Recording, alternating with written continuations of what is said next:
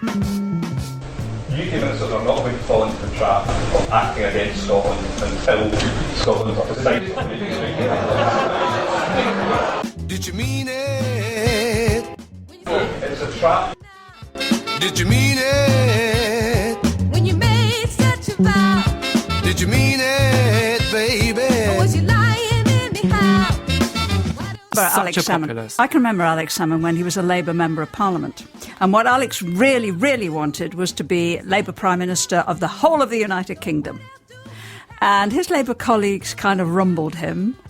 Did you mean it? It's a trap. It's a trap. Did you mean it? Or was it just another one of your fleas? Did you mean it, baby? You know, you probably tell me anything. Hello, welcome to episode 37 of the For All That podcast, on this momentous day when a Tory MP has apologised for claiming £6,000 of expenses for his stables on his second home. My quick question is it okay for him to claim the expenses on his stables in his first home? So Natalie, are you claiming expenses on your second home? I think perhaps he's going to claim that the DWP told him to redesignate his 17th bedroom as a stables in order to continue bleeding the system dry. I think that's what the Tories say about your usual average punter, is it? Yeah, so I'm sorry I didn't do the introductions there. So that's Natalie McGarry, our guest, who's back on the podcast for the third time. And we're also joined from his third home by Reverend Stu Campbell from Wings Over Scotland. How's it going? It's going well. And we're also joined by Andrew Tickell, who is sort of with us at the moment, but he's having a little problem with his internet, so he's going to join in a minute. So, just our first topic this week was about the shipyards and the designation of the contract in Portsmouth or Glasgow, and I think we'll go to Stuart with that first. Any thoughts on that story? Because there were certainly some remarkable things about it.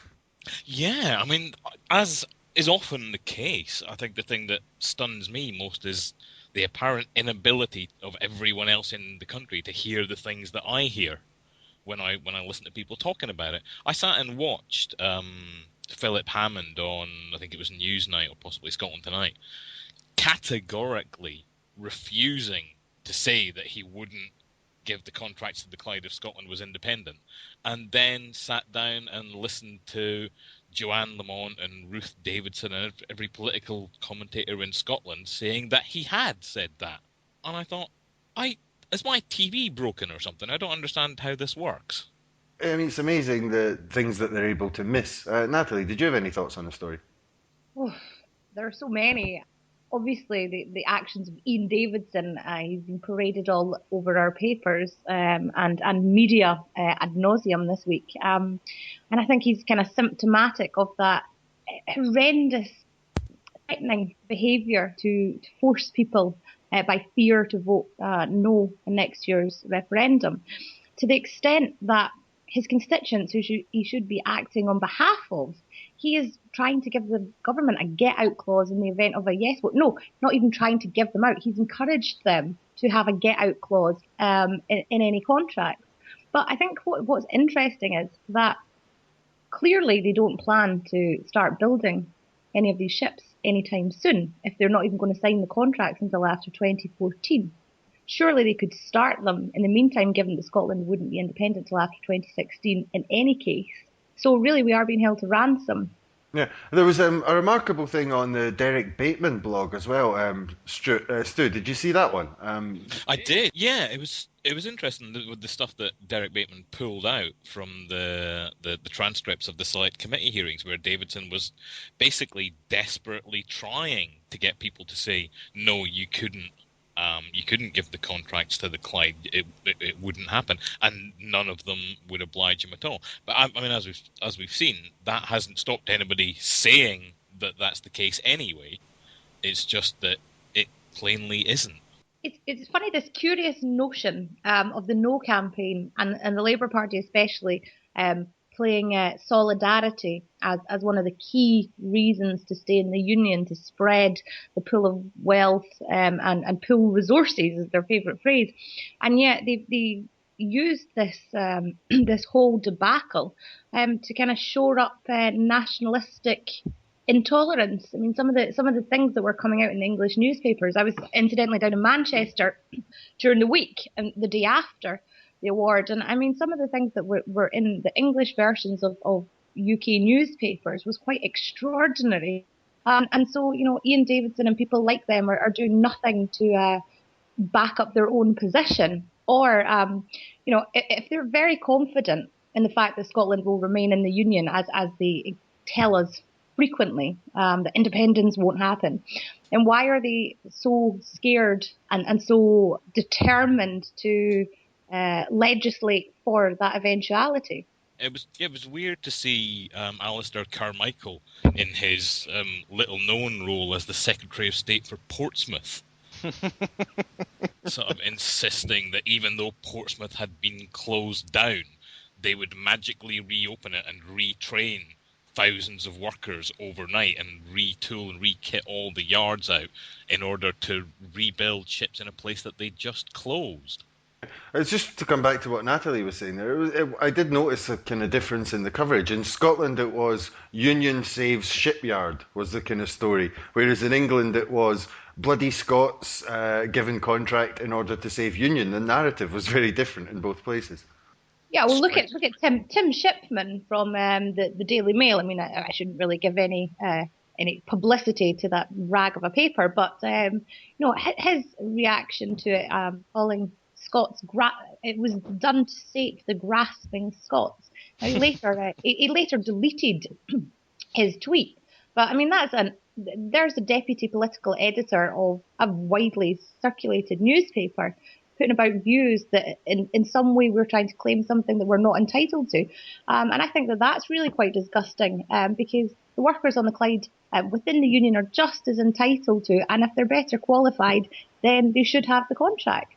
Yeah, but it's not. The Daily Mail's got history with this. They've put out headlines such as "Good riddance to the Scots" in editorials before, so they've put out much worse. But Andrew, did you have any thoughts on this story?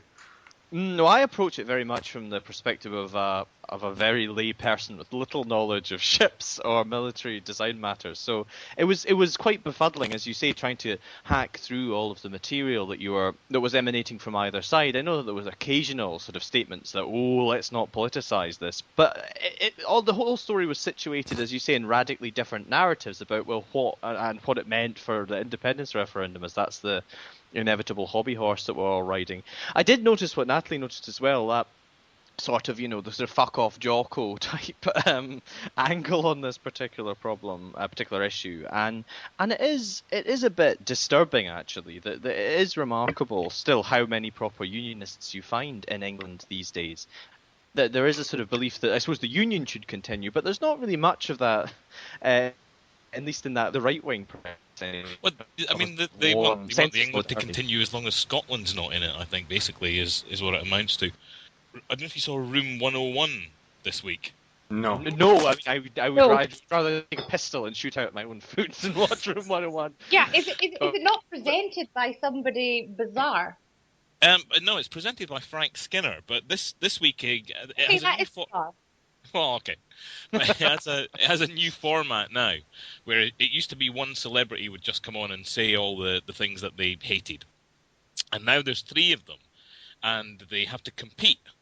They have a series of categories, and they have to compete, and only one of them gets their thing thrown away. And he introduced it this week with, he said, so as an example, we'll give you an example of three things where you might compete. One of these things that you would want to get rid of, and the screen pulls back, and it was countries with a border with England.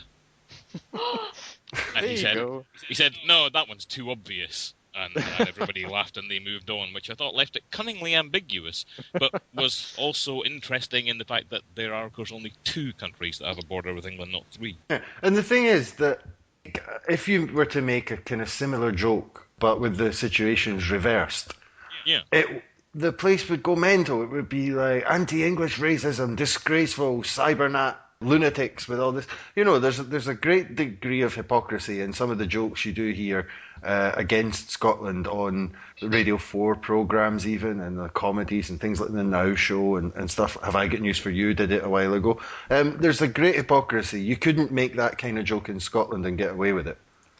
No, there was also I don't know if you heard. It was on Radio 4, I think. So the Irish comedian Andrew Maxwell did a whole program about nationalism, which focused a lot on Scottish nationalism, but he did it in London. So obviously there was like one guy in the audience who was in favour of Scottish nationalism, having the piss mercilessly ripped out of him the whole time. It was I was disappointed. It was a horribly sort of ignorant and poorly informed piece generally. But yeah, it's that whole thing is that sort of satire is supposed to go up. It's only sneering that comes down the way. And you have to be very careful if you're taking the piss out of stuff from the position of strength. And it isn't very, I suppose the most fundamental thing, I don't get terribly cut up or insulted by any of this, but it's just so boring. It's just sort of so excruciatingly predictable that there isn't any sort of satire actually which looks at the powerful, in this context the powerful being the British state, that there is sort of no apparent understanding of many of the roots of why an independent Scotland might be an interesting thing to think about quite seriously. And I think it's funny that you see that sort of London-centric common sense reflected as well in the humour and who aren't the targets for their japes and jokes and sneering asides. I think it's quite telling that it never seems to occur to the sort of metropolitan soft left, whether or not they're humorists or not, to really take seriously the idea that Scottish nationalism, as it's currently articulated, is about governance. It's not about mad Bravehearty freedom, ethnic nationalism. It's a critique of the British state, and that's something that they could probably get behind if they did but think about it and set aside these hackneyed images which they seem so attached to. Yeah, well, intelligent comedy takes time and work and preparation, whereas easy jokes about deep-fried Mars bars and stuff just sort of seem to roll off the tongue, and then they just go for that because it's a cheap shot all the time. Yeah. Actually ever seen a shop that sells one of these fabled never seen deep fried Mars bar? I've never seen them, and I live in Glasgow, which has one of the poorest health records in the whole of Western Europe, and I'm not seeing very many Mars bar munching people. No, I have a confession to make. I have seen and tried a deep fried Mars bar, but in Edinburgh. So I have too. I had it with brown sauce. It was actually rather nice. Did you? I must say, I did feel sort of sudden heart palpitations come over. I felt my chubby aorta was having a wee throb after I had a mouthful. It's a once in a lifetime thing, possibly literally. But isn't it a kind of, maybe they do it now for ironic value? It's like the thing "Och I the new," which nobody would ever say. It's like, oh yes, just now would probably, but it's not something that sort of comes out, but that people say it ironically because they think we're supposed to say it. It's the same thing with deep fried Mars bars. People eat them ironically because we're supposed to think we're supposed to eat them. I don't know. It was the one I tried was given to me by an Englishman who felt it was necessary while he was in Edinburgh to try one. But on the Ochai the new thing though, in fairness, Michael, that feeds back into a sort of earlier generation than I think all of us are, about your White Heather Club. Sort of, and now we go over to John Mackay, who'll be doing a nice Highland Scottish and that kind of stuff. That White Heather Club monstrosity, which now. Oh, sorry, Andrew. I was going to say I once met this girl when I was working in Cyprus, and she's from London, and she has a very I love her to bits, but she has this very strange view of Scotland, and she already thought that we use passports at the border, but she was convinced that Ochai the New was Loch Dhu, and we all go around saying Loch Dhu in elements of surprise or at times of great stress. It was amusing to see this translation of Ochai the New turn to Loch Dhu and it be peppering our phrases. She was somewhat discombobulated at my last acknowledgement when she said it in a kind of solidarity manner to me. Oh, Loch Dhu! I'm like, oh, I love that. That's wonderful. But it's quite familiar. I studied as an undergraduate in Edinburgh University, and Edinburgh University's got quite a lot of English people in it. And the guy that I lived with was a North London guy who studied history and philosophy. And he came up to Edinburgh with very little sense, actually, that he was going somewhere different, which is a sort of slightly different take on what you're saying, Natalie, that he was quite surprised at how life and the sort of self-conception of the people he met from up here was different from England. So I think there's the kind of there seems to be two monstrosities here. On one hand, you've got this extreme difference and loch do, if you like, and then on the other hand, you have people who just don't really have much